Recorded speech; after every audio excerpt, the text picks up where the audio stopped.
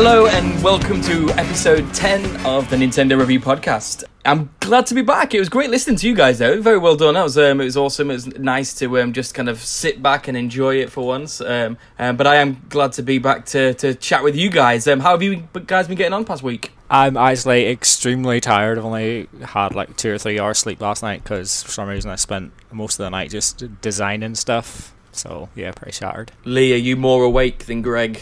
Yeah, it's the evening here, and unusually for us, it's a Tuesday evening, and you've got quite good timing because if it was 10 minutes earlier, just before you boys came on, the rubbish truck came past in Taiwan, and the rubbish truck comes 5 days a week. Yeah, 5 days a week. Where you have to go, we're in a 8th floor building, so we have to go downstairs and throw it in the back of the rubbish truck ourselves as it's passing. How do you know the rubbish truck is coming? It's playing Handel. This is the most ridiculous thing I've ever heard in my life. It's amazing. It's like a lollipop van coming. Hey, come and buy my garbage. So you have to like actually get out and put the rubbish in yourself, and so you have to be at home ready, otherwise obviously it comes every day, so if you miss one day it doesn't matter, but you have to go and do it yourself. There's no system to... Well, we've got a security guard because we're in a block of flats, so we could, if we wanted, to leave it with a security guard if we weren't there at that particular time, but we don't want to take advantage of the poor old chap. So yes, if you're in the house yourself, you're going to have to manually do it at the time it comes, and different places, sometimes it's 6 o'clock, like my mother-in-law's, it'll be 8 o'clock. That is as 1800s as Greg getting oil to heat his house. It's great stuff. This is crazy talk. But anyway, that's good to hear. But let's dive straight in. Let's chat about the news.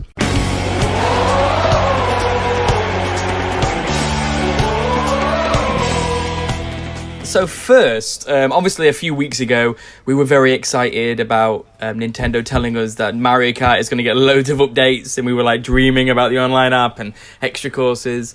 Then they announced, I think that was just after the first Labo integration, wasn't it? We got very excited, and then a week later or 2 weeks later, they put in Breath of the Wild link in. It was like, no, they said plural updates. Yeah. We've got another one. An obvious one, we did say this, but the vehicle kit is going to be integrated with Mario Kart Deluxe as well. So this is probably it for the Mario Kart updates. To be honest, I'm quite looking forward to it. I'll play it once. I can't remember if you guys said you're going to get the vehicle kit, Labo. Greg, you seemed more interested than the others, didn't you? Slightly. So no, then. I mean, it's the man like, took it back straight away. To be honest, I don't get excited about stuff that often, but like talk of Mario Kart DLC, like I was excited for that, and like if Lab was going to be the extent of it, then I'm just never going to get excited for anything ever again. When was the last time you was excited, Greg? And I don't mean getting your wife pregnant. I wasn't even going to include that one. I was going to say like 1990 or something. I don't know. When the N64 came out. Yeah. I get excited every day. What about you, Lee? Are you looking forward to getting the vehicle kit? It looks pretty good, doesn't it? Yeah, it looks excellent. They give a little bit of an update on the size of it. Of course, it's nothing Breath of the Wild killer, but it's around the kind of little bit bigger than what Woohoo Island was on the Wii Sports Resort. So if driving around there, and Pilot Wings, yeah. So flying around there would take a couple of minutes to cross. I'm expecting it to be a little bit bigger. That would be nicer. But the variety of environments as well looks quite nice. Yeah, and that steering wheel, giving that a go in Mario Kart 8, does look a lot of fun. If they released Diddy Kong Racing 2, then you could obviously switch depending on which vehicle you wanted. Yeah. With the Labo. Or Sonic Transformed. God, that looks terrible, doesn't it? I loved this last Sonic one, but the team racing looks absolutely terrible. And in more Labo news, they've announced that the Joy-Con piano, Toy-Con piano, being added to demo. I thought this was already announced. I'm certain we have chatted about this before, but maybe they've just kind of reiterated it, or maybe I just wished for it. But either way, I'm really excited about this. I don't own Demo. Played the demo. I thought it was really good, and I'd be bang up for this. It makes a lot of sense because it's all piano music. But have any of you played Demo? Greg, have you played Demo? I haven't played Demo, but I'm just actually thinking, did you not say a few weeks ago that there was something wrong with your piano kit? Yes, that's true. It's a sore subject. But to be honest, you know what? I've not even touched it since. I spoke to Nintendo, and they basically went, do this, do that. I was like, yeah, I've done all that. And then they went, okay, just rebuild it. I was like, oh, okay, thanks, great. So I might just try and rebuild that. But I did have a problem with it, and I haven't touched it since, which is a good theme of Labo, to be honest. Build it, play for 5 minutes, never touch it again. But we will see. But I'll definitely will if there's compatibility with this. Except if it doesn't work, how frustrating will that be for me? But did you say you've not played Demo? I've not played Demo. Lee, have you? Yeah, I played the demo, which I wasn't taken with it. There were 2 games made by the same company, both pretty much identical in the structure, the way they played, and I played both demos. One is Demo, which I found a little bit too quiet and piano plinky plunky, and sometimes there are Beautiful. 3 pianos playing in the background, and you don't know, and you get the wrong rhythm because you're trying to play to a piano in the background rather than the piano you are, which was a bit off-putting. But the one I did like is Voez, and because of it's got a similar kind of structure with dropping tiles onto a horizontal line near the bottom of the screen, and you have to tap the screen, they could do a similar thing with that game as well. Yeah, why haven't they? It's weird that they've just... I know obviously Demo is piano music, so it does make most sense, but why not just whack it into Voez as well? There's an element in Voez where you got to press and hold, which will be fine, but at some points, like in the kind of Theatre Rhythm game, you have to move left and right with the bending note as it moves left and right, as it's coming down, which would be impossible on the keyboard. No, it wouldn't. No, it wouldn't be impossible on the keyboard because there is a pitch knob.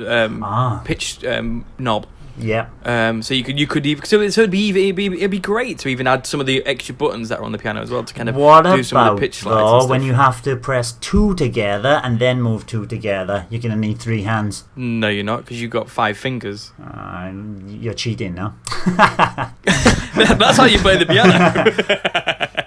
Are you like Mr. One Finger on each hand? Da da da. Well, maybe it's not for you then. But anyway, either way, I think this is great. It makes a lot of sense. I really want both of these games. This could make me buy Demo, to be honest. I'd rather wait for a price drop on both, but I reckon the Labo piano could make me pay full whack to try it out because it just does make so much sense. But I'm really excited about this. More of it, please, Nintendo. Yeah, so on the peripheral sort of train, a new Pro controller was announced, a Smash Brothers one, which some people think looks really ugly. I personally think it looks pretty good. And Greg, you don't own one, so you have no excuse not to buy this. Although, what is your excuse not to buy it? My excuse is I don't necessarily need an analogue controller right now because I have like 2 sets of Joy-Con. Except all you do is moan about the Joy-Con, like you can't push the stick in and you're whacking the right stick accidentally. And I actually love the Joy-Con. It's like one of my favourite controllers ever. But like I've been playing Wolfenstein recently, and like I've always hated clicking the stick in to run in these sorts of games, and like it kind of feels like I'm gonna break it every time I do it. Like it's a wee bit squeaky or something. I assume that's not an issue on the Pro controller. It's a lot better, obviously. It is a lot better. But so are you not tempted at all? Then are you just gonna try and go Pro controller free for Switch? I was planning on, especially when you got games like Super Mario Party, which just use the Joy-Con, and they kind of seem like they're compatible with pretty much everything. So I'd rather just stick with those, I think. That's fair enough. Lee, are you tempted by the controller? I do like the design of it itself, the white little handles, but my only concern is that those white handles are rather quickly going to turn into grimy, black, mouldy handles. What is life like in Taiwan? Well, we got to manually go and throw our rubbish away. What do you think? Well, exactly, yeah. So obviously you've got grimy hands and you dirty up your Switch controller. But I presume you own a Pro controller. Yeah, I do. It's the usual black one. When the Xenoblade one came out, I wasn't too taken by the design, but after playing through Xenoblade and loving the characters and all that, I quite like that Pyra inspired, the pinky red handles with the blue cross going through it. I like the look of that, but whenever I go to a shop here, they're nowhere to be seen, Because obviously 2 for you makes a lot of sense because you play so much with your son, doesn't it? So yes, it does. Makes a lot more sense. But I think I'll probably pick it up, to be honest. I think it looks pretty good, although I don't need it. In the special edition bundle, which comes along with the Steelbook? No, because I want it digitally. And also, doesn't that come with a GameCube adapter and stuff? That is the extra. That's the limited edition. So it looks like they're going to have two editions. There's a limited edition with the GameCube controller and the GameCube adapter, and then this is called the special edition, which comes with just the controller, the Pro controller, and the Steelbook. How much is it? They haven't got a price on it yet, unless it's come up. Maybe recently. Depends on what the price is. I was in the Wii U. I was an idiot because I was still a bit freaked out by going digital only. And buying games digitally, and because I love physical, I love owning stuff, and I love looking at the game cases and having the game cases displayed and things like that.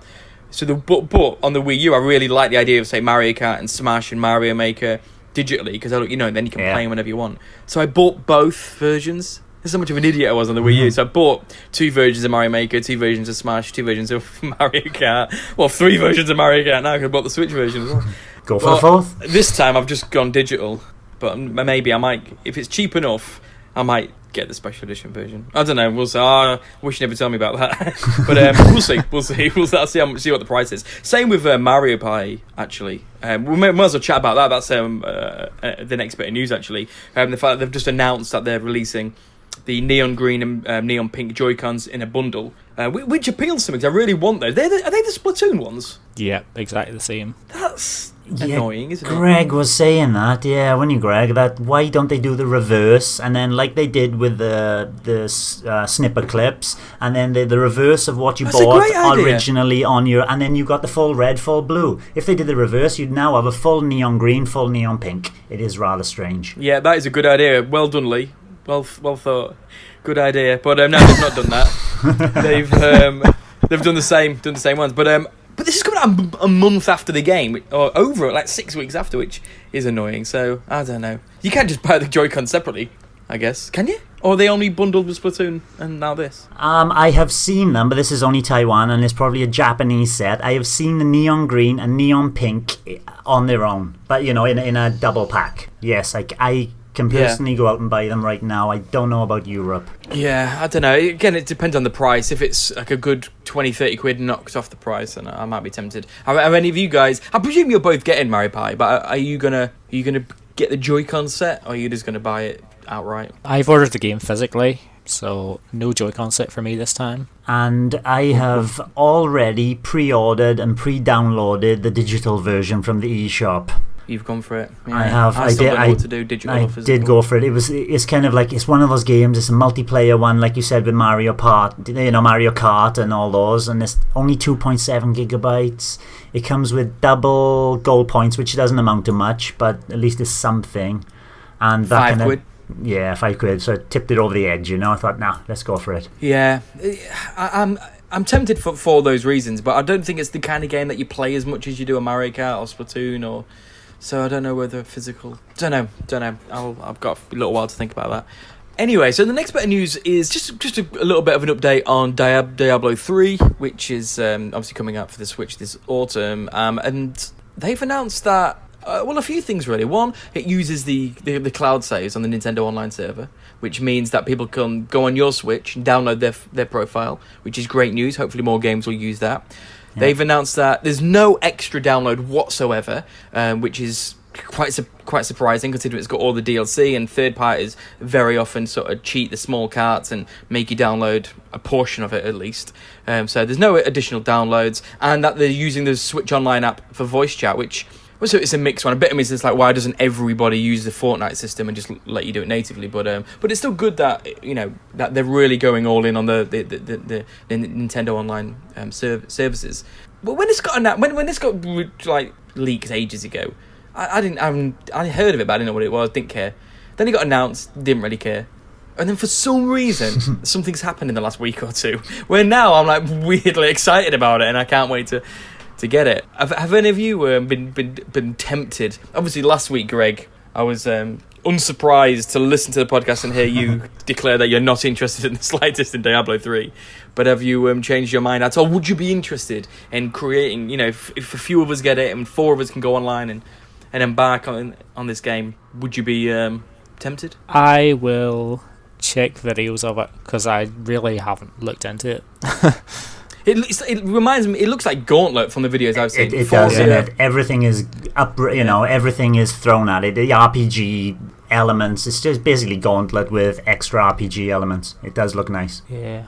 What I will say is, I did have Gauntlet Legends on the Nintendo 64, and I had a pretty good time with it. Well, why wasn't that in your top 15, Greg? It was a bad game. It's almost a guilty pleasure, you might say. Yeah.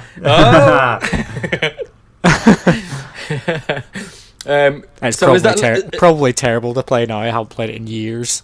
Well, it's on the N64. Of course, it was terrible to play.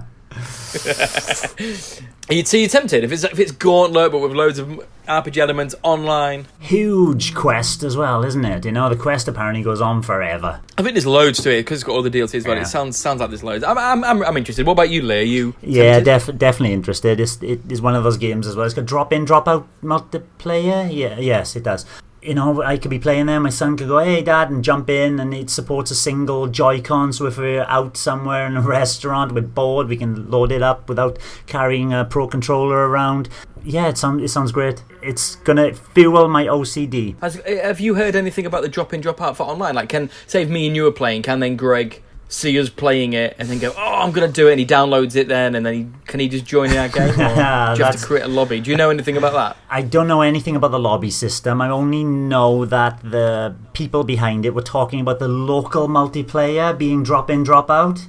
But I'm sure that would add, come across to the actual online multiplayer as well. I'd be surprised if it didn't. Yeah, well, we'll see. I'd be surprised if it did, to be honest. But we'll see. hopefully, your optimism is the truth of it. But yeah, I'm weirdly looking forward to that now. And Bethesda has come out, and we've always wondered like how third parties have been doing, and particularly Skyrim and Doom and things like that, and they've not really said, but they keep supporting it, so it must be pretty good. But they've now, Pete Hines from Bethesda's come out and said, direct quote, it was hugely popular. All that stuff that we did, I think folks enjoyed it and appreciated it. And we wanted to make sure to say right up front that this is a title that we want to bring to Switch, and we think it's going to be another awesome experience. So that was in relation to Doom 2, Doom Eternal. So that's positive, isn't it? That it's obviously bringing Doom Eternal to the Switch, but also kind of clarifying that the previous titles were hugely popular, which is, obviously people always say Nintendo don't buy third parties. I think this, with the Switch, that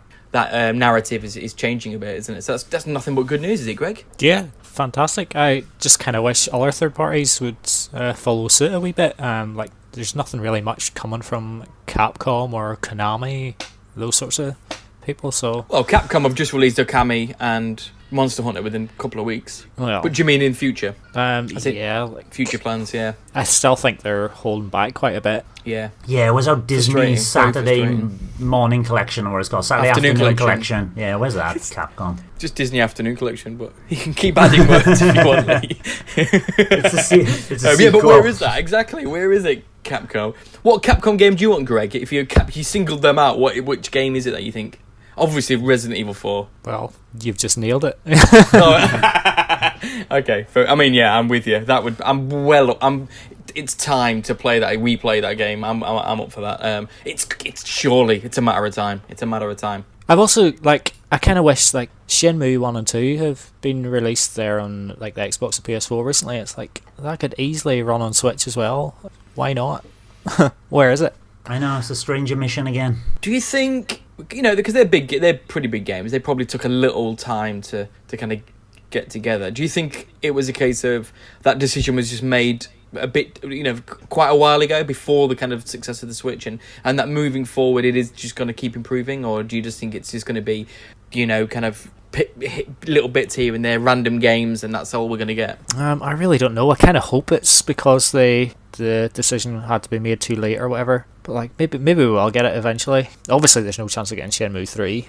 I would quite like to play the first, at least the first one again, and the Switch is the perfect sort of platform to play it on, I think. Yeah, like you say, maybe, but Sega haven't been amazing on Switch, have they? Sega haven't been amazing, full stop. Well, not that I want to bring up an argument from the 80s, but I don't think they've ever been amazing. But that's... the Dreamcast, they were on fire, but ever since then... You like the Dreamcast? been particularly special. Yeah, I mean, they could obviously do a lot better, but I mean, even on that news with Sega, you know, they've just delayed their Sega Ages. I said that Sega have never been amazing. I am weirdly excited about the Sega Ages lineup. I'm always up for a bit of kind of nostalgia. Oh, not Sonic the Hedgehog though. Oh, Not Sonic. Do you know what?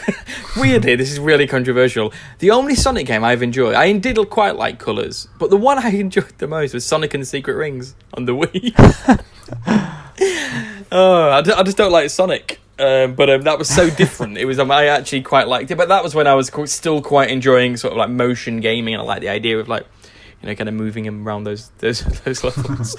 But have you been back to it? No, is it terrible? Oh, it's so difficult to go back to. I tried to play it a couple of years ago again, and oh my goodness, it's so hard to control. Really? Did you like it when it first came out? Kinda. It was awkward to play, but I did quite enjoy the single player mostly. And I actually remember trying to play the multiplayer with my friend one time, and like we thought this is so terrible, and like we said, oh, we'll just play one more game and then we'll shut it off. And like as the game came on, it was like playing a violin, and this whatever the scenario we were in, and just the way the music played out, it was just the most hilarious thing that we ever found. Like, so guilty pleasure. Yeah, it was then for a bit. But on the Sega front, one of the series I do really like, and I replayed the Streets of Rage 2 on the 3D Classics. I don't know if any of you played them. I downloaded loads of them. I said I didn't like Sega, but I've got, you know, still own a Mega Drive and a Dreamcast, and I downloaded all the 3DS games. And they've just announced Streets of Rage 4, and it's done by Lizard Cube, who did I always get them mixed up. Not Wonder Boy, not Monster Boy. What game did they do? Wasn't it? Yeah, it was Wonder Boy. It was Wonder Boy. It was a Wonder Boy one, yeah. Oh, it was Wonder Boy. I bought that. It looks amazing. Oh God, the game bored me to tears. I stopped playing that. But it looked beautiful, and this game is similar, like kind of hand drawn sort of look. And I know, Greg, you always, you know, not always, but you very often sort of moan about kind of indies making 8 and 16-bit pixelated games. So you must be delighted that they've gone for this retro look, but it's beautiful hand drawn version. I kind of hate how this looks. Are you ever happy? What, you don't like it? No, I just don't really like it. It looks a wee bit. It looks like an old Flash game or something we used to play when we were back at school or whatever. I love Streets of Rage 1. Love Streets of Rage 2. Don't really like Streets of Rage 3 that much. And actually thought the graphics in it were actually a wee bit of a downgrade from Streets of Rage 2 as well. So I'm kind of glad they've went in a slightly different direction with Streets of Rage 4. But I'm not excited for this at all when I feel like I should be. Really? So the look of it is enough to put you off it. Like, even if it's, you know, it's a Street Rage 4. Say if people say it's exactly what a 2018, 2019 version of Streets of Rage 2 say, but it just looks like it does. Is that enough to put you off it still? I don't think it's enough to put me off. If it's a good enough game, I'll get it. But I think the fact that I love Streets of Rage 1 and 2. I mean, I played those whenever I was younger and went through them so many times with my friends, so I have that attachment to them. I didn't play Streets of Rage 3 until the Wii Virtual Console, and I've only been through that game once. I just really didn't like it. I don't know if that's because I didn't have the nostalgia of playing it when I was younger. I don't know, the game is maybe more about nostalgia for me than actually how it plays. Well, here's hoping that they do what they did with Wonder Boy. And they have the books in Wonder Boy. I don't know if you know, but you can switch the graphics between retro and the sound as well, and you can alternate. So you can have modern graphics with retro sounds, or modern sounds with retro graphics. You can do it with the Z and L and R buttons. And that was amazing. That was amazing just to flick between the two, and sometimes that's fun to play one. So hopefully they've got that in, and they may have like a Streets of Rage 2 style version of Street Rage 4. That was done on the fly as well, wasn't it? We didn't have to pause the menu or anything. It was just click a button and it was done. It was wonderful. That would be fantastic in Street of Rage 4. That would be great. Yeah, if they had a Street of Rage 2 style, I'd be all over it. But so time they don't do a 16-bit version of is the one time you wanted it. Can't win. But do we know who's doing the music yet? No, but the music in those games are incredible. What did you think of the music in the trailer? It didn't really stick with me. I don't know who did the music for it. He has made a comment, but it's ambiguous. So he has mentioned the composers come out and said something, but it wasn't kind of definitive either way. But Greg, on this podcast, you've spoken about a couple of beat 'em ups, so you're clearly a massive fan of the genre. So I presume, although you are 100% Nintendo guy, you probably never played a Streets of Rage game. But how do you feel about this? Who, me? I think you called Yeah. me Greg. You did say my name. You did. Yeah. Oh, did I? waiting for Sorry. Greg. Go away for a week and I'm just like, I don't know what's going on. Where am I? Yeah, no, I'm really excited. I played Streets of Rage 1 and 2 on the 3DS with the 3D Sega Classics. Brilliant stuff, and it does hit, even though I've never played them before until the 3DS, it still hit that kind of nostalgic feel, because I've been through the kind of Final Fight 2, Final Fight 3 on the Super Nintendo already. They're very, very similar games in what they do. Similar themes, similar fighting styles, fantastic stuff. This, though, I'm with Greg. When I saw the trailer, I really disliked the kind of style that they've gone. Maybe too bright, too colourful, too much clarity to the actual hand-drawn images. But when you see the still images later, if you Google them, they look great. When it's moving, and maybe because it was just for a short, specific period of time, a couple of seconds of fighting, and then it moves on to something else, it didn't grab me at all. I thought it looked pretty average. I'm hoping it's not going to be average, but we'll see. Yeah, it's still a bit of time. Is it next year it's coming out? Have they even said? I can't remember.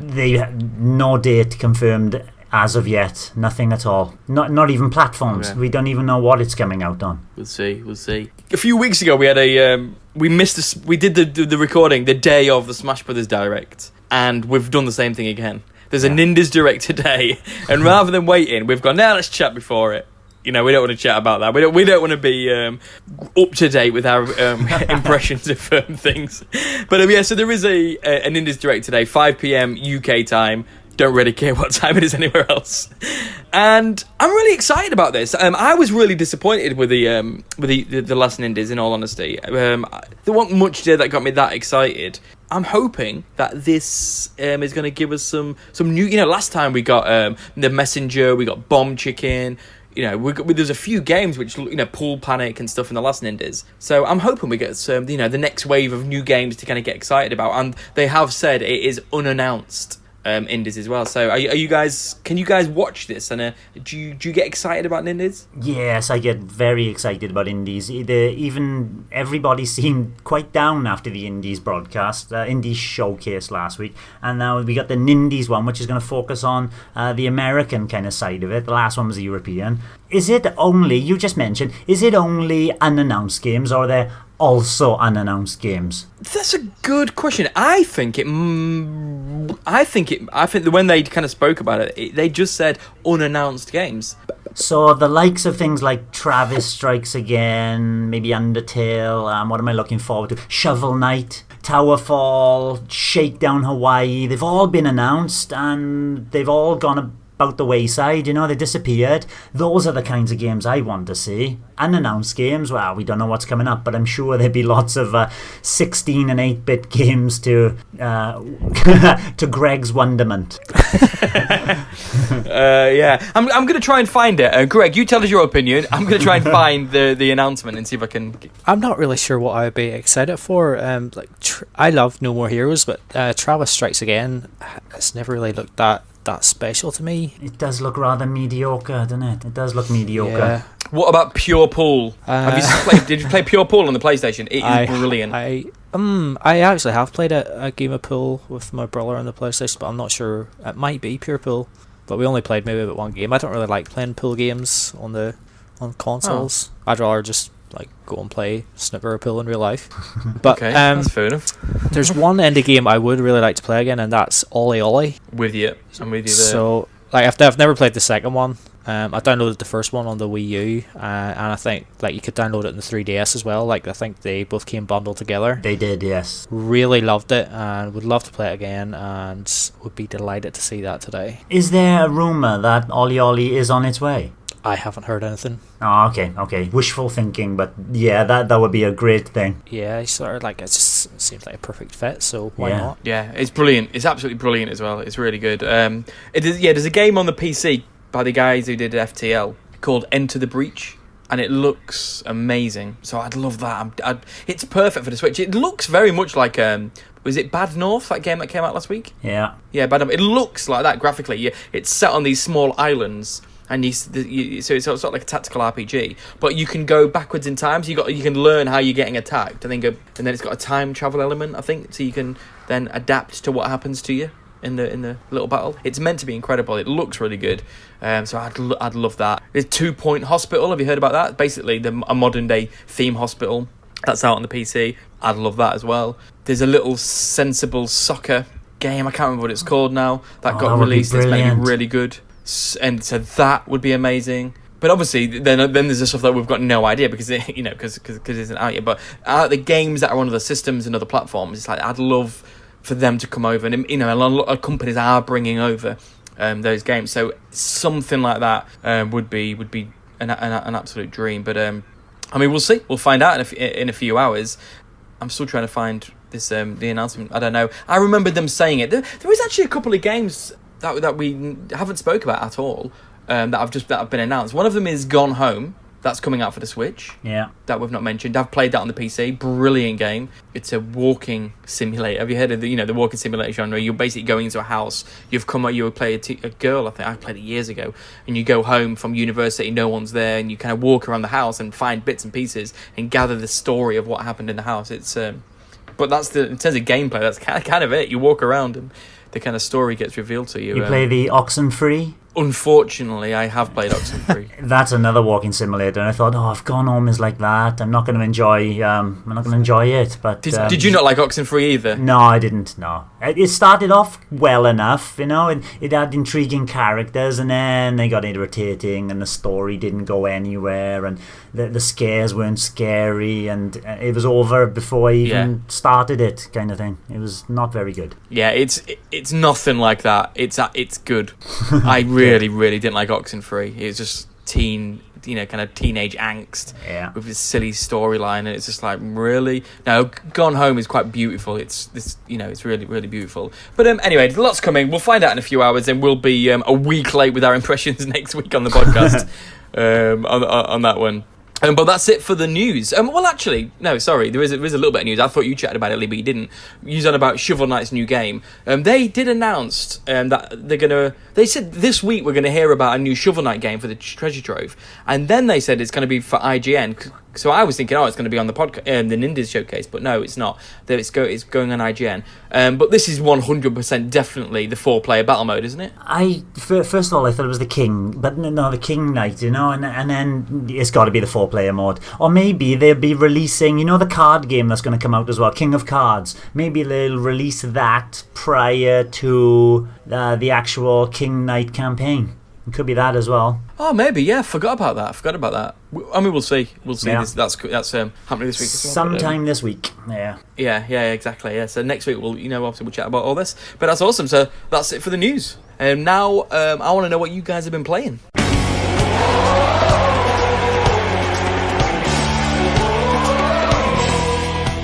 So Greg, you've thrown away your 3DS. You finally remembered you have a modern system, and you've been playing on the Switch. So what game have you been playing? I'm completely thrown my 3DS away. I was actually playing WarioWare Gold for a little bit, so it's making decent progress with it. So yeah, really enjoying it after the demo. Well worth picking up if you haven't already.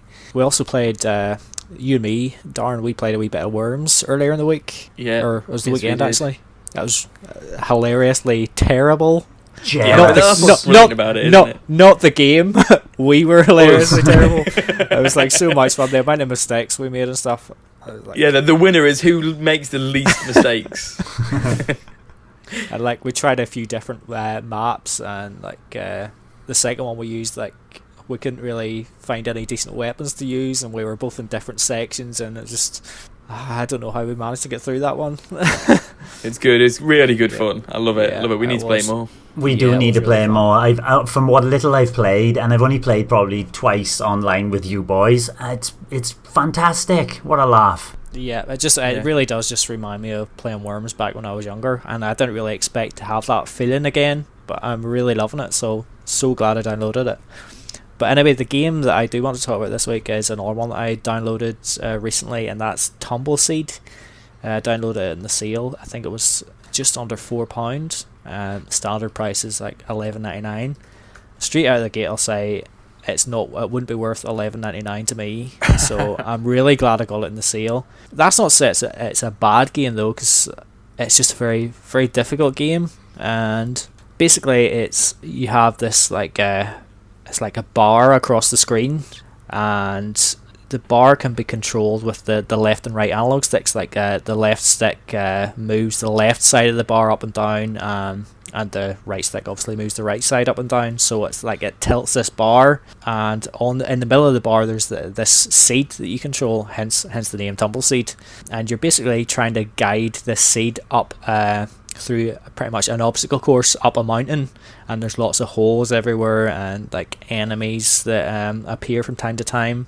But the controls are really, really difficult to like get a hold of. Like, it makes sense how it works, and like you know instantly kind of how to deal with it, but it can be really hard to like take the seed exactly where you want it, because it can be very, very like sensitive. I mean, obviously like you will get better at that, and I've been getting better, but I've been finding the pace of it really, really slow. There are leaderboards on it, and I've seen like, I think people have made it up through the whole mountain in something like 12 minutes, whereas I think the mountain split into something like 4 sections, and for the first section I think it took me about 20 minutes to finish it. So like obviously these people are really good, but I've been going really, really slow, and it's just like being so careful not to like make the tiniest wee mistake where you're just going to lose control of rolling this seed around and it'll just drop down a hole. But the first section was fairly straightforward, and I've only made it to the second one, and I've made it probably about halfway through that one before I lost all my lives and had to start it again. So that's probably going to happen a lot, and I imagine it's going to get even harder as I go further. So it is good, but it's really, really difficult, and I think you've played it as well, Darren. Yeah, I'm not even. You're not glowing, but I am even kind of less glowing than you. I really don't like it. I don't think it's very good at all. I think kind of what you're saying. It's just really slow. I find it boring. Isn't like nothing about it. I can't think of anything about it that I find interesting or fun. It's like the controls are difficult, and I don't mind difficult control. That's not what bothers me. But it's not fun to control. That's the difference. Is that sometimes something can be hard, but it's fun, and it reminds me of Snake Pass in a sense, where it's horrifically difficult to control. Where it's like, this isn't fun. I don't enjoy kind of controlling this game, and it's so slow and dull that I played it for about an hour and I gave up, and I was like, I am never going to play this game again. Yeah, in terms of the controls, like it would make sense to me if there was like a tilt option where you could just like tilt the system to tilt the direction, and obviously just use the control stick to like change the height of it. That'd be far better. Yeah, far more fun. I think it would feel a lot more intuitive doing it that way. But like graphically, the game, like, it looks really like nice and clean. Like, can't really complain in that regard. I've seen a few screenshots. And I don't know whether this is screenshots and it's showing harder levels. The screen looks cluttered, and I can't tell the difference between what's an enemy. Can I go down here? Is that a hole? Is that an enemy? Is that something? It looks messy. Is that right? Well, there can be a lot of things on screen at the one time. Yeah. I suppose I can get that argument. I think a few things is maybe hard to tell. Like sometimes there's like sort of wee buttons you can like stand on that maybe aren't completely clear, but no, it's never really bothered me, and it like so far anyway. Maybe it'll get worse as we get on. I think when you play the game, it kind of the logic of it kind of makes a bit of sense. But I think it does look a bit messy. But I think that's part of its point. You know, I don't particularly like it either, Lee, to be honest. I don't think, but I think that is its point. It's very difficult. So there's a lot of obstacles, a lot of holes, a lot of areas you can't go, and I think it's part of it is how do you navigate this very difficult sort of these levels. Yeah, like as you're moving up, there's these like wee spaces. I think it's got like a wee sort of like an eye symbol on them, and you can change what seed you are. So like if you press the A button, like you start off as a seed, and if you pass through one of these wee areas, or if you like go through one of these it's like a wee sort of diamond sort of shaped thing, you go over that, it creates like a checkpoint, so that if you lose a heart, you'll start from that point again rather than going straight back to the start of the level. But you'll get other seeds that you can use, where you can like create like weapons, like a thorn. I think it's thorn seed. It's called a heart seed. Sorry, where you can like gain more hearts as you go up, and there's all these different ones. So you kind of have to be, as I've went through the second level a wee bit, you have to be a wee bit more strategic about what seed you want to use for each sort of like specific task, because I'm finding there are more difficult enemies appear now. There's like been snakes following me around, and I've been like I said, I've been going at a really slow pace throughout, and all of a sudden this snakes came around and it's sort of chasing me around, and I'm sort of having to speed up my thinking and how I control this round, and that's where I've really been stuck so far, because I'm having to force myself to get better. And I'm sure I will get better, but I'm kind of not sure if I'll be good enough to to make it the whole way. Yeah, I even hate that mechanic, the kind of having to change your seed. I'd rather just like level up the abilities, but even changing that, it's just every system it introduces just bores me to tears, to be honest. Do you think you're going to stick with it then? I think I will stick with it now, just to see how it goes and how difficult it gets. Like you say about the changing seeds, those wee areas that you pass over. Sometimes I'll pass over it with one seed, and then you'll realise that you have to use a different seed just to activate whatever it was. And like I'm not sure how you know which ones you can use until you're actually like close to it or passing over it. So I'll find myself on it, and then I'll have to go in and change the seeds just to get whatever it is, like wee crystals or whatever, and then change back to the seed that I was using. And I haven't figured that out yet. Yeah, I mean, I didn't play it long enough to give it a go either. It just didn't work for me at all. But I did say to you, don't buy it, but you did, and you actually quite like it. But it's a shame, because the kind of mechanics, moving up, because it's a roguelike, if it was structured levels, it would be quite a good challenge. They could place things in particular, get a better level design, and without just with a marble or something. I don't know, I'm thinking of Marble Madness or something like that. They could do a much better I don't think game. that's its problem, to be honest. I don't think that's its problem. I think for me it's just not fun to control. So it's not that it's just I don't enjoy it. It's like Lee said, if it was tilt and you could tilt it, and I think that'd be more fun. But it just pushing the sticks up, it's I don't know. I think that ultimately I don't want to play it. Irrespective of how difficult it is, I hate controlling it. I just don't like it. Yeah, I'm not sure the random generation is really. I'm really having a problem with that either. Although that is generally my issue with those types of games, because I would prefer like more tightly designed levels. But I'm gonna stick with it. The one thing I will say, I think there was an update, wasn't there, that did split it into like the 4 different sections. Yeah. If it was just going through the mountain from bottom to top, I think it would be an absolute nightmare to get through it. Have you done that mode? Adventure mode it's called. Have you tried that? No, I haven't tried it yet. If I can't make it through like the second section, there's no hope of ever making it through. It is hard. It is really hard. I mean, we'll see how it goes. If maybe it'll all click eventually. Yeah, it's good that you're sticking with it, and obviously for a few quid, you can't go too wrong. But my time is more valuable than that. Yeah, I definitely don't regret buying it. Not yet, anyway. Because I'd seen a few videos of it, and I thought it looked decent, and there was just something about it that I thought I'd quite like to try that. Although I felt the same about Snake Pass as well, and then I just never bothered picking it up, and I'm kind of glad I didn't pick it up now, because I don't actually think I would like it. Some people, I think that is a really divisive game. Some people really love Snake Pass, some people really don't. I was definitely in the really, really don't category. And it's annoying because it's got a cute little snake on the cover, and every time Hugo sees it, it's like, can we play the snake game? And I'm like, no. Tempted to delete it. Yeah. For Tumbleseed, what I would say is, if you are interested in buying it, I would wait for it to go on sale again. And I would say if you are interested in buying it, remove that interest instantly and pick up something else. Sorry, awesome. But yeah, that's good to hear. I can't wait to hear how it develops, because at least you're giving it a go. So Lee, what have you been playing? Quick Captain Toad update. I finished Book 1, Book 2 and Book 3 all 100%. I'm on to the bonus stuff, but I've done very little of that. Loving it. The game I'm going to talk about this week, though, is I'm going 16-bit retro style again. Sorry, it's a 16-bit retro styled 2D action platformer. It's kind of a little bit like a fast-paced Castlevania. Think of Castlevania 4. strip away the long-ranged attacks, and you've only got a short-range sword, and that's it basically. Except you've got much more control over your jumping prowess. It's called Tiny Barbarian DX. It's Nicholas published. They did things like Cave Story.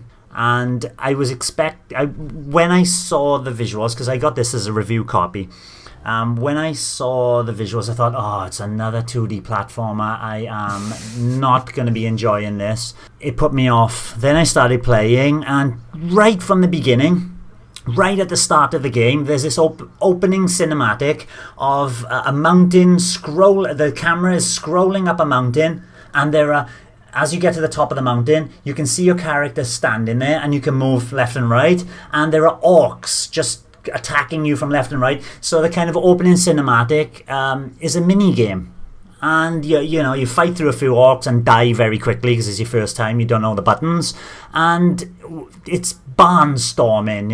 It's you're dodging arrows. There are huge cave trolls come up, orcs, little goblins. Every enemy has a different kind of attack, and then once you die, you're given the start screen. Basically, it is a 2D action platformer. It's difficult.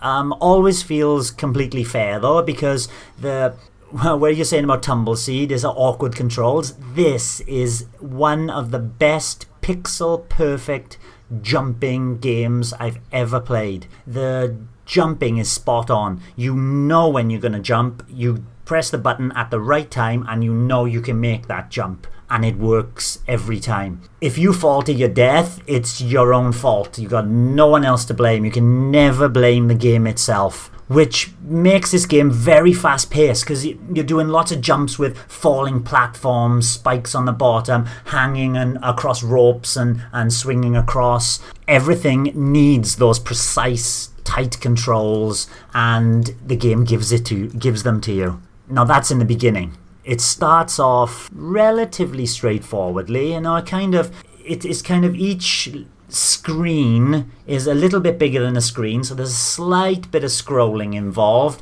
but then when you get through to the end of the screen and go to a new screen, the game auto-saves. So you're always being saved, very, very regular save points. You die in one section, you just go back instantly. There's none of this frustration of taking the time to respawn and going through menus to come back into the game. It's bam bam, 2 seconds, you're back into it with full health. It does get very frustrating toward the end of the game though. There are 4 main levels, but each level is a vast scrolling map in a very similar style to the kind of Super Castlevania 4 map. It's got that very similar aesthetic. It shows your beginning point, shows your end point, then shows your barbarian walking along on stationary position, and then you go into that area, you work your way through, finish a level, obviously coming across a mini boss and a big boss. You've got 6 health squares. So these little areas that you've got 6 health squares to get through one little area. Enemies, depending on their size, can deplete 1 or 2 of these health bars. You get health ups like chickens hidden in cracked blocks. So Castlevania. But much better. I love Castlevania 4 on the Super Nintendo, and I'd go so far as to say this is a far better game. Wow. Yeah. Really? I can't say enough good things about the precision this goes through. I was just going to say, as you've been speaking, I've been just looking it up here on my phone, and actually, it does look quite nice. It's fantastic. It moves fluidly. There's no frame rate drops or anything like that. One of the things I do like about it, the levels, the level design is spot on. Every jump that is difficult is because it's that pixel perfect needed. The level design makes me smile in places. So much thought has been given to the distance and timing of moving platforms and dropping platforms and spinning platforms, that when you do successfully pull off this difficult area, it is so rewarding. And to make the game more visible, so you can, because you're this the name of the game is Tiny Barbarian, so you're this very small character, not many pixels high, and even in those minuscule pixels, you've got this beautiful animation of all the enemies and the barbarian himself. The game is presented in this 2.13 to 1 super wide screen. So you've got black borders, regardless of whether you play it in handheld or on TV, you've got black borders at the top and bottom. And I thought, when I saw that first as well, I'm like, oh, borders, but you forget about the borders. That extra super widescreen just lets you see so much width of a level. And because your barbarian is so small, you can see enemies long before you get to them. And they are shooting at you long before, but it gives you more time to react to what they're doing. It gives you more time to plan moves to see what's coming up next. It really, really works to get well together. And after playing this in that super widescreen, going back to like just saying to Darren, Super Castlevania, it feels too claustrophobic. It feels you're too crammed in and hemmed into the actual level. This just opens it out lovely. And I think the last thing to say is just the sheer variety of things that you'll be doing in the game as well. So it's not just about going left to right there, and you know, Y button is, I think it's Y button, yes. Y button's attack, B button's jump, that's it.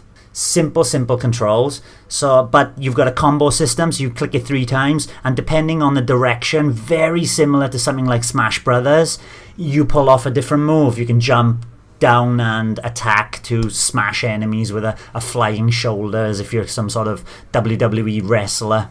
And the variety of moves you can pull off with just those 2 buttons is also amazing. But then you'll have levels where you're riding on the back of a kind of dog beast. Then other levels where you're moving up, persistently scrolling. You know, you're moving up a level, being chased by massive boulders, flying on huge bees, and just to show how much this game kind of takes from other games. There's a later section, I think it's on level 3, I could be wrong, your woman is stolen by a large monkey-type creature, and you're forced to work your way up the level, dodging barrels that he's throwing down. Oh, yeah. So it looks like it's doing nothing different, you know. The kind of some of the bosses I came across, it's like, I've seen that in a kind of Sonic game. It does nothing different to what you've seen before, but it just throws it all together in one game with fantastic controls. And I can't recommend this more than I said already. Music is great. Wow. Is it co-op? 2-player drop-in, drop-out co-op, and you can play. I'm convinced. I know, but the one thing that probably won't convince you, and this is the only downside I can think about it, is price. Yeah, what a price! £26.99. I still. Do you think it's worth it? No. Oh, surely, if you've been raving about that, surely it's worth $26.99 to you. It's a game that I would rave about at the kind of price that other really good eShop games come out at, like about £12, £13, £15. Enter the Gungeon came out about £12. Oh, I'm raving about it. What a good game.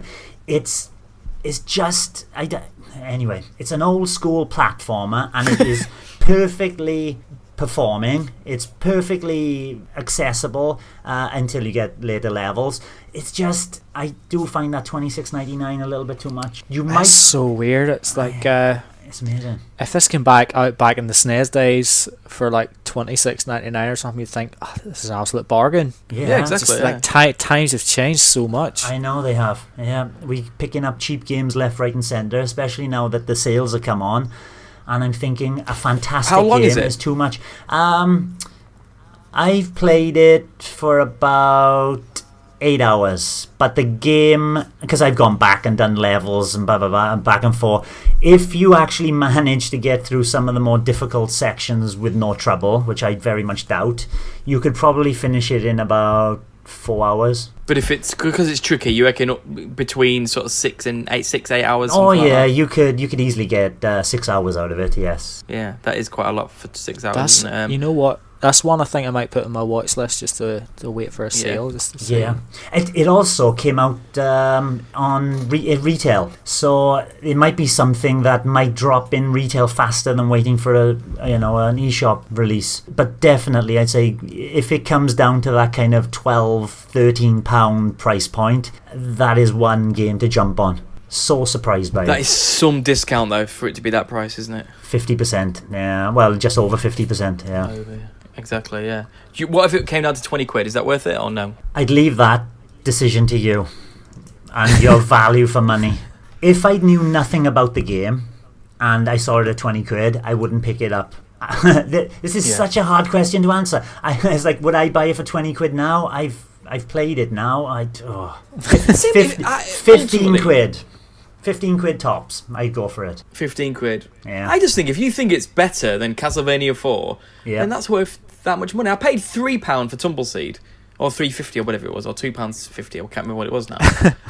And I'm like, that is a rip-off. I'd rather pay £30 for an amazing game. It's like, that's how I value it. For me, price is important. But I just think if it's as good as you say it is, that seems worth it for me. But I'm not going to buy it. I am going to wait for a sale. But I'm just saying. Because surely it will come out. Every game goes on sale at some point. So, but yeah, you convinced me. Well done. It would be a good game to play with David, but not with your son. Yeah, okay.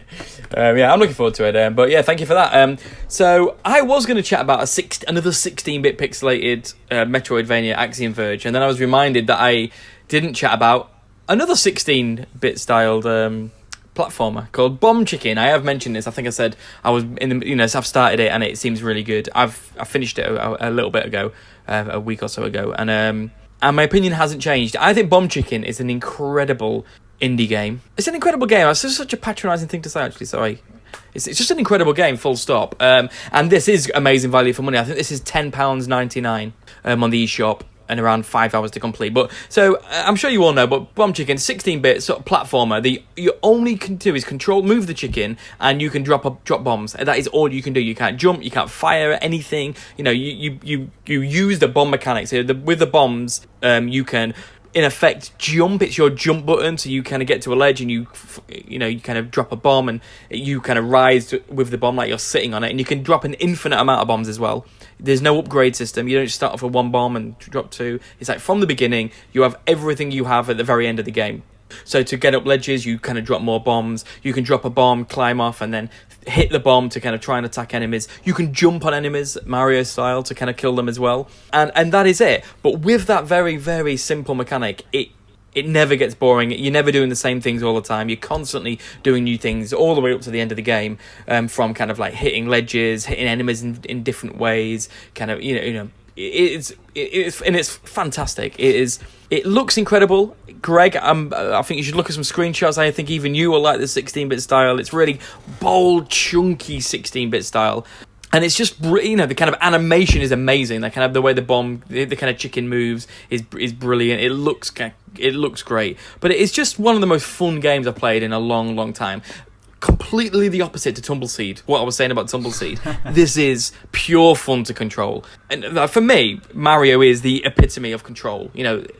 I just love running Mario around, and nothing will ever beat the feeling, especially Mario in 3D, of just running around with Mario. It is the most fun I can do in a video game. But not that Bomb Chicken's close to that, but Bomb Chicken, it's not on the same level as that, but it gives me the same feeling as that. I just loved playing it. I always wanted to play it, whatever I was doing. It's just fun to kind of control this kind of this big fat chicken. It looks great, and this is the kind of things you do. It is just fun to do it. And what's great about it is that it's done in bite-sized levels, 29 levels, and like what you were saying before, Lee, I can't remember what game about it was now. Oh, I think it was about Tiny Barbarian, I think. But if you die, then you go back to the kind of, like seconds before. You never kind of go and, kind of backtracking too much. There's kind of quality of life stuff, which I appreciate more and more as I get older. Like I was saying, I think I said a few weeks ago that Hollow Knight was off-putting at the beginning just because I lost so much progress when I died, and it was like, it's hard to get into. I'm sure I'll love it, but I'll save that for another time. But Bomb Chicken's great. It's really quick. You die, you start again, you just keep going. And the only thing that freaked me out about it was that there's 29 levels. And I was like, surely when you finish the 29th level, a 30th level is going to open up. And it didn't. There's 29 levels. It's like, come on, developers, just give us one level. Even if it lasts... My OCD is going to go crazy here. Give me that 30th level. I mean, there's not... I mean, it's not complex. It's the kind of... There's no complex story. There's not much more to say other than it's just really fun. 5 hours of pure entertainment, loads of puzzles, great platforming, and I could not recommend it enough. Don't wait for a sale, just buy this game. It is one of the best games on the eShop, I think, and I've got nearly 100. I've got 95 games, and I'm telling you, this is one of the better ones. Does the 16-bit graphics put you off, Greg, too much, or could you be tempted? Whenever I talk about like the 8-bit and 16-bit styles, like it's not that I'm not so fond of the 8-bit style, but it's the fact that whenever I see a lot of games released these days going back to that style, in some ways they kind of look like cheap, and that kind of is kind of what puts me off. Whenever it's done really well, like I'm looking at Bomb Chicken now, it actually looks really nice, and like Owlboy, for instance, looks relatively nice as well.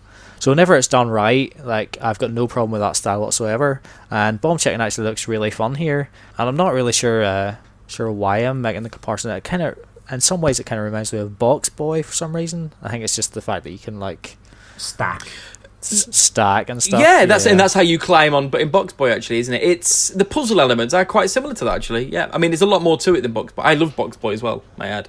But this is far better. It's got far more to it. But yeah, the way your character moves is very much like Box Boy, and it's got some similar puzzles to it and how to navigate the levels. And how much is Bomb Chicken? £11, I think. It's amazing, honestly. It's got a few boss battles in it as well, and even they're brilliant. It's because it's fun to control and trying to, you're so limited in what you can do that trying to figure out the puzzles it's just a lot of fun. I mean, I can't speak in it. It's also a perfect sort of difficulty as well. It's not too easy. It's tricky. It's never frustrating.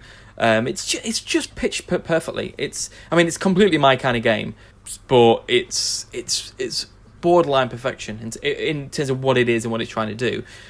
Which isn't much, admittedly, but what it does do is amazing. Yeah, I'd be very surprised if you bought it and didn't like it. Very surprised.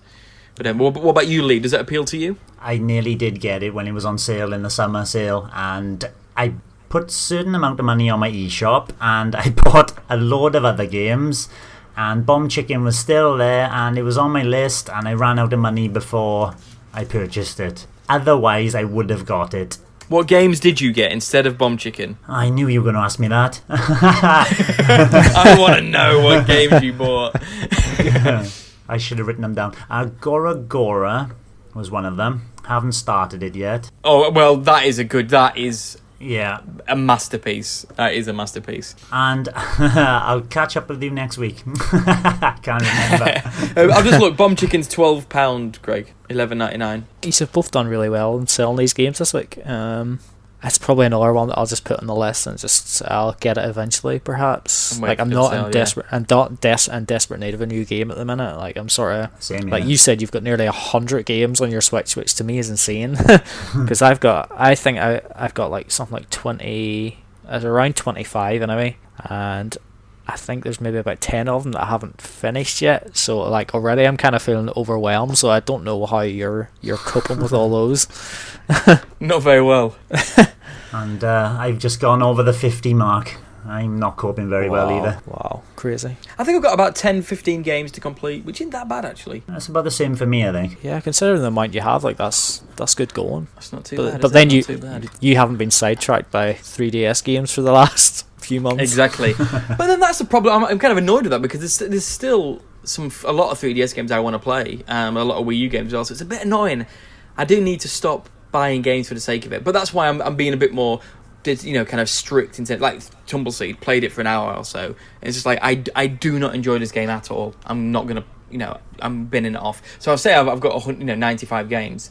I would say maybe 10 of those I've just played for an hour, if that, and just bin them off. Yeah, it's so tricky because like you kind of try not to buy games, and then like everybody's raving about like Hollow Knight or whatever, and it goes on sale over the weekend for like £7. Like, that was another one I picked up. You have to buy. Yeah, I picked it up too. Yeah, you gotta get £7 or £8 or whatever it is. It's like that is a bargain. It's like if I don't buy it now, I'm probably not gonna buy it when it's full price. So just get it now. You don't know when it's gonna go on sale again. Yeah, exactly. And it is one of those games where whether you think you like it or not, I think it's about films as well. It's like it's good to have I want an opinion on it.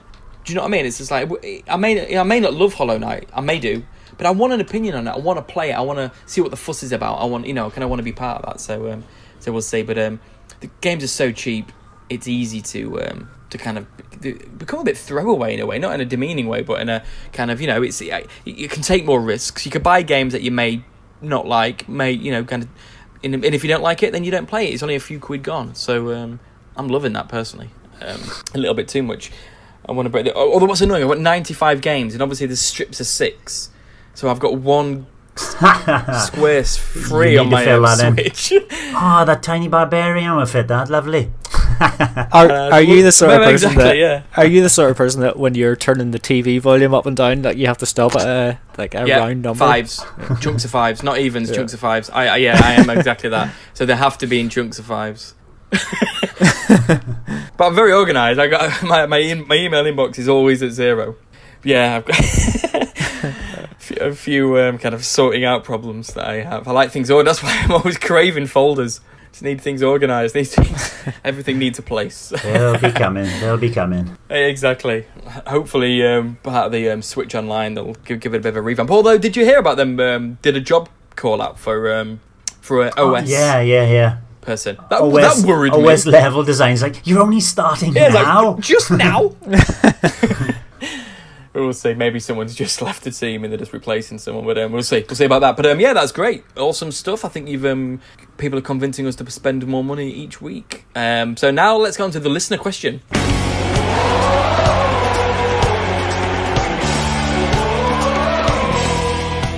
So Stephen Moffat asks, what other Nintendo franchises would we like to see get the Maker treatment? And by Maker means Mario Maker, obviously. And how would we like it implemented?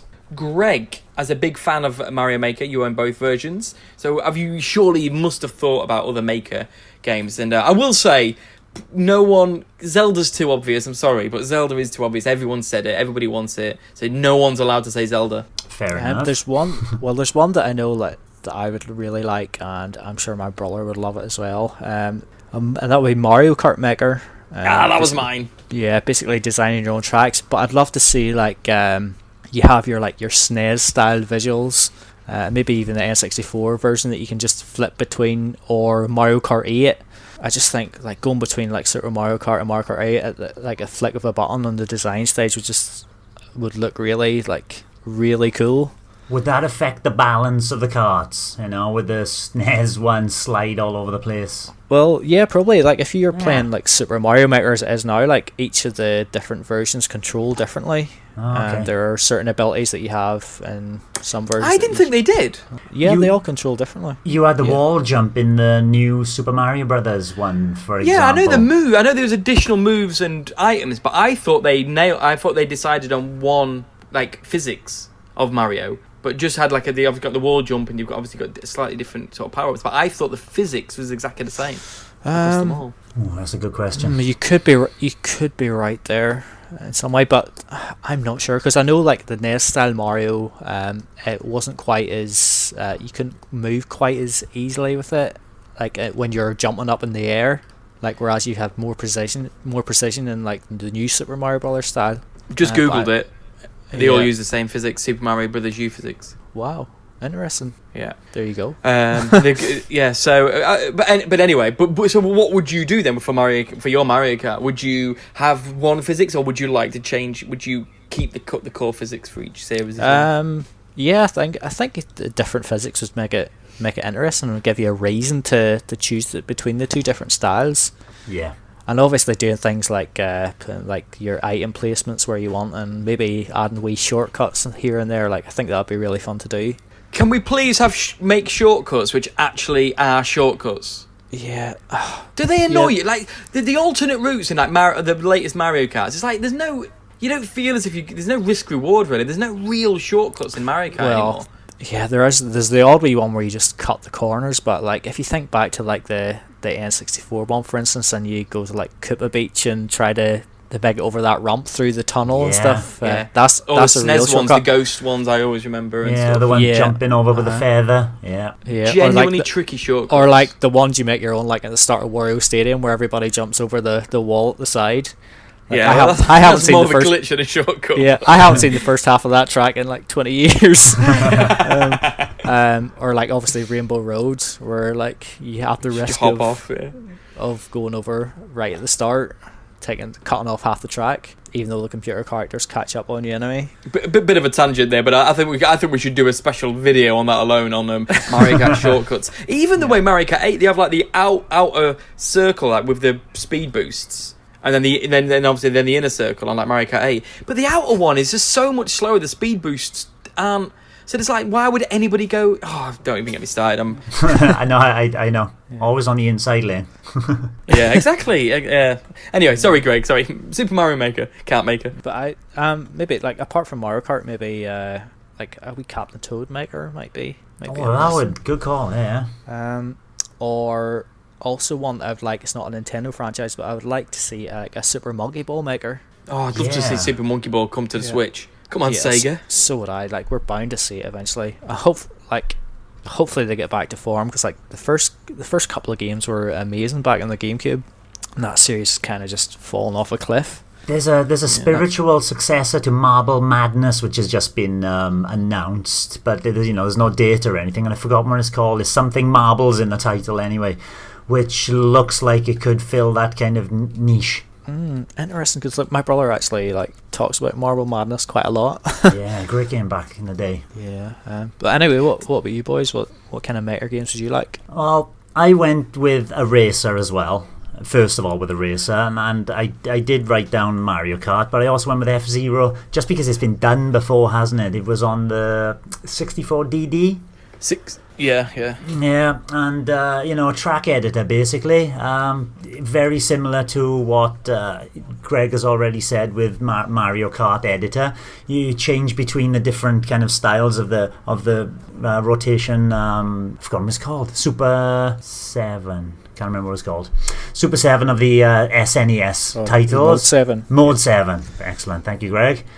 And something more up to date as well, so they can throw a full game in there as well. Why not? Let's have a game and a track editor attached on the side. Yeah. So other than a racer, I thought, how about a rhythm game? You can create your own rhythms and your own tap points. Something along the lines of Rhythm Heaven. Draw your own characters on the touchscreen. Create your own rhythm for using your Nintendo Toy-Con piano as an additional input, and then create your own rhythm game. Rhythm Heaven editor. Rhythm Hell. Yeah. Mine would I'd be up for that. That sounds good to me. Yeah. My last one, and it's already been done. It's like Wargroove has beaten me to it. Wargroove has cutscene editor, map editor, so basically you can make your own game. And I was thinking, Advance Wars should come along and do exactly that thing, or even Fire Emblem, something along a Fire Emblem maker. That's a kind of map editor. So yeah, sounds good to me. Yeah, just before we move on from you, Lee, you mentioned 64DD there. Can you get one of those in Taiwan? That's a good question. I haven't. From the kind of shops we've got here, they tend to sell more modern stuff. There's very little interest in buying second-hand stuff. There is one shop I can think of living in Zhongli. There's one second-hand shop, and their selection is very limited to mostly PS1 stuff. They do have some, the odd game and all that, but if you're looking for kind of hardware, I've yet to see anything. I'm obviously not looking in the right place. Well, do you want one, Greg? It's not that I want one. It's just out of curiosity, because I've never seen one in the flesh, because obviously they didn't release it over here. Same here. Might be worth kind of trying to pick one up. But as for me, the one I thought of and want is Mario Kart as well. I'm with you, Greg, on that one. And I think it's more than doable. In my mind, though, I was like, surely it would sort of have to be the SNES and maybe Game Boy Advance style like, could it be 3D? Because obviously in terms of like hills and things like that, there can be. I was just like wondering about elevation. Is that possible? Well, we've had the Labo integration already, where you use the infrared to actually draw your own map, and that's got you can incline and decline, and that's all built into it. So you could kind of use a kind of system similar to that. I mean. No, sorry, I just meant in terms of Super Mario Kart. As in, like, if you made can the levels go over kind of Super Mario Kart level? You'd have to flatten it. Yeah. But whatever. But either way, I'd be banging up for that. But as for others, I mean, Metroid is kind of an obvious one, like a 2D Metroid. Little levels kind of makes a lot of sense. But the one I would like, and it's actually one that's been done before, but maybe do like a proper maker version of it and bring it to Switch. And it's a game I absolutely loved, and it was WarioWare DIY. Yeah. So I'd love a WarioWare maker. That was amazing, creating your own little micro games. Bring it back and bring it to Switch. Did any of you play it? I have it, and I actually I bought it quite late in the DS's life, so I never really got to experience like a lot of people's levels and things, like, and obviously like the servers and stuff are shut down now, so okay. So like I kind of missed the boat on it a wee bit, but I did really like it, and it's really fun making your own levels and like drawing all your characters and stuff. Really cool game. I would love to see another one as well. Yeah, I can remember some of the very, very dark micro games I made on that. They're popping into my mind now. I can imagine. I can't even describe. You know, because you can have the word at the beginning of a micro game. Yeah. You know, it's like pass or flip. I can even remember some of the words. I can't even say what they were. Oh boy! Did you play it, Lee? No, I didn't. No. Was it quite difficult to set up a more complicated? Do you need computer programming? Is my kind of question. No, it's tricky. It's tricky. There's so much trial and error to really kind of get if I remember rightly, the movement and the hitboxes and stuff. But I've got no idea on any of that stuff. But so it's more than doable. But I do remember it being slightly trickier than a Mario Maker. Let's say that. But I loved it. So. WarioWare Maker. I think if you did have any sort of background in programming, it probably did make it a wee bit easier to figure things out. Yeah, there's a lot of logic and statistical kind of logical thinking needed to set it up. Yeah, I mean they did really well to like sort of simplify all those things into like something manageable. But if you look at how complex the garage is in Labo, it was much more simple than that, and that is like genuinely sort of borderline codey. So Nintendo aren't afraid of doing that, and I think with the way coding's been brought into the curriculum and stuff like that, I think it's great having these sort of game maker stuff. I've loved them ever since sort of Spectrum, Commodore sort of kind of times, all these kind of stuff. So yeah, bring more. But Mario Maker 2 first, Nintendo, and then what would you prefer? Mario Kart Maker or WarioWare Maker? Mario Kart Maker for me. Wario for me, I think. I want a new properly made Mario Kart or new DLC from Mario Kart 8 rather than a Maker. Well, the DLC could be the Maker. Yeah, but at the same time, then you're sort of, in some ways, you're kind of falling into like the Mario Maker trap where like all the levels are using like the same sort of elements and stuff, and like they might play differently, but they all kind of look the same and stuff. And it's like I love when a new Mario comes out, you see all these new tracks, and maybe some of them are based on like parts of like Mario's history somewhere. It's just like I love seeing those sorts of things. Well, we'll probably get neither, so don't worry about it. But great question, Stephen. Let's hope we see more Maker games. So now we're going to get on to the topic of the week.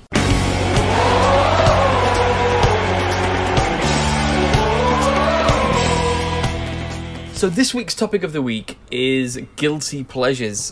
Greg, you've already sort of hinted at a couple of guilty pleasures you have. And it feels like most games you play is a guilty pleasure, to be honest.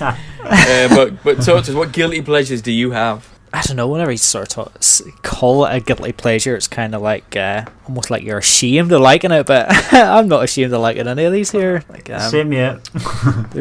There's a game on the Wii. Like most of my guilty pleasures are probably back to the SNES days, where like back then you didn't really know like what games were supposed to be good and stuff, and you kind of just played what you were given. Really, I still love loads of those games, but there's one on the Wii kind of got a bad rap, and that's Link's Crossbow Training. and I absolutely love that game. I put a lot of time into that. My son was very young at the time, and he came with a piece of plastic for the bow itself. It's great. Yeah. So if that's a I'm with guilty you. I think it's pleasure, great. if that's a guilty pleasure, I'm guilty. Yeah, like going Unpleasured. after all the platinums and like building the combos up. It's just really, really fun. Like, I'm actually like thinking about playing it again today. Like, just really in the mood to give it a go again. The only one thing I wish was on it, online leaderboards. It was at that time, it was like online leaderboards. It needed that, just to elevate it to fantastic levels, even though it was fantastic already. Yeah, that would be cool. But like the local multiplayer was really fun as well. Like, just trying to beat each other's scores. Absolutely brilliant. Like, A bit of me sort of feels like a lot of those sort of Wii motion games can fall into the guilty pleasures. Yeah. Where a lot of people hate, the motion game has got a bad route. The Wii ended up getting like really negative sort of kind of retrospective as people got over the gimmick of it, and then people started hating it. But I still always really liked the gimmick of kind of motion gaming and the games which really used. I mean, all the light gun games I loved, including that, the Resident Evil ones. like Dead Ghost Space, Squads. Ghost Squad, House of the Dead. I love them all. I think they're less guilty pleasures to an extent, but loads of the motion games on the Wii, I still have a lot of fun memories for. Yeah, even stuff like Wii Sports that people like obviously loved back at the time, and people sort of like dismiss it now, just like, oh, it's just Casual. casual gaming, Yeah.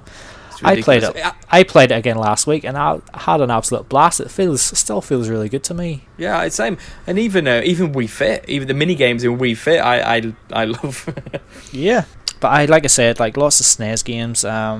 Everybody kind of raved about like Mickey Mouse in, I think it was Castle of Illusion was the big one back then. I think Mickey Mania is better.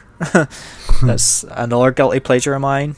Tom and Jerry is a platform SNES. I'm not sure if either of you would ever have played it. No. It's one that my dad brought us home one day, and I really liked it. A good platformer. Still actually just dip in to play it from time to time. It doesn't take that long to complete, although it felt a lot harder back then. And also, this one might be for you, Lee. Have you ever played Nigel Mansell on the SNES? Yes, I did. I loved it back then. Yeah, I really liked it too. And it was either last year or the year before. Like, I just took a notion of playing through it all again, and like I had a really good time. Does it's kind of like a pole position kind of graphics, but I can remember it being a little bit better than pole position, but maybe that's my memory playing tricks with me. I'm not sure. I've never played pole position, but like you are sitting in the cockpit. Yeah, first person. Yeah, really fun. And my last one would be also on the SNES. Have either of you played Kid Clown? No. Kid Clown? Yep. I've never even heard of it. It's called Kid Clown and Crazy Chase. It's I imagine the reviews of it aren't particularly good. It's kind of like an isometric sort of view where like you're this clown sort of running down the screen, and there's all these obstacles getting your way, but you're running because like there's a bomb at the end of the level, and like some other guy, I don't know what his name is, he lights a fuse basically at the start of the level, so you're having to make it down through this level before the bomb goes off, and you've got all these obstacles to go around, and you have to collect these symbols that are like these wee sort of like floating balloons above your head. I just always really liked kind of like the graphics of it, and I remember borrowing it off a fella from school back then, and like I really liked it enough that I actually bought it myself a few years ago, and I kind of still quite like it. I'm looking at it now. It looks really good. Like the graphics, it's so funny because you look at it and it is almost like this could be announced today at 5 p.m. and then Indie Showcase couldn't it? The graphics like this kind of game that gets released now, but it looks. I've never heard of that. That's mad. I don't know how much it would be to buy now, like, but I like it. Cool. Awesome. What about you, Lee? What guilty pleasures do you have? I suppose my biggest guilty pleasure in modern times is that repetitive games that the hardcore gamer would kind of scoff at, like a Lego game. I've loved Lego games. Batman 2 on the Wii U, playing through that with my son, and probably it's because I've got a child at the right age, and from Batman 2 anyway, they've been 2-player, split screen 2-player, and they've had this dynamic 2-player as well. Now, we played Batman 2 and we both loved it. We 100% did that. Then we moved on to Lego Marvel Superheroes, the first one. And that just upped it completely, you know. The whole of Manhattan was open world, the kind of hub thing. Great stuff. Very, as you know, Lego games, if you played them, very repetitive, very simple mechanics in the game. Star Wars Episode 7 Lego let us down a bit, but Lego City Undercover, that goes probably as my favourite Lego game. What do you think about Lego games, boys? I'm a bit of a fan. Yeah, I've played loads of them. Always have a good time. I think they need to maybe spruce the formula up a little bit. I know they do try it here and there. But yeah, I really like them. I think Lego Undercover Day feels like a completely different game to the other Lego games, though. Yeah. And I agree, it's brilliant. It's very good, but it doesn't feel in the same as all those, you know, the kind of Lego Star Wars and Lego Marvel games and stuff like that. Are you interested in the one that's coming out? The Lego villains, the DC villains, is it? Not at all. My son and I, we've got Lego Marvel Superheroes 2 not so long ago, and we're still playing through it. Lego games tend to be one of those ones we drop in, do a session, 30 minutes, and then forget about it for 2 weeks, and then come back to it, and come back to it, and come back to it, and whittle it away over a fair few, like a whole year. So thought of picking up that DC one, no. Not at the moment. My experience with the Lego games is really brief. It was actually back, I think it must have been like late 2009, I think.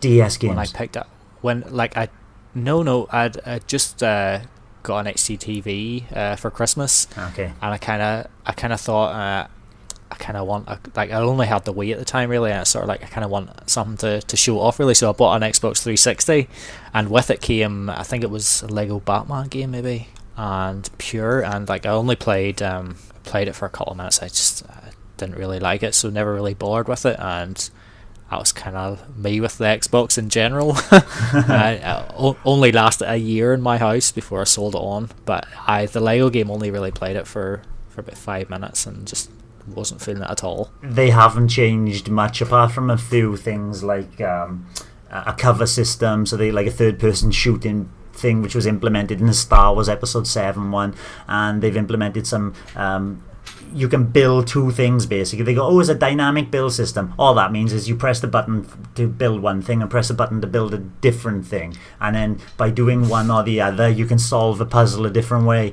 It's exactly the same otherwise, but it is a guilty pleasure of mine. Yeah, for me, I mean, originally I was like, I don't really have any guilty pleasures. If it was films, I'd be like talking animal films.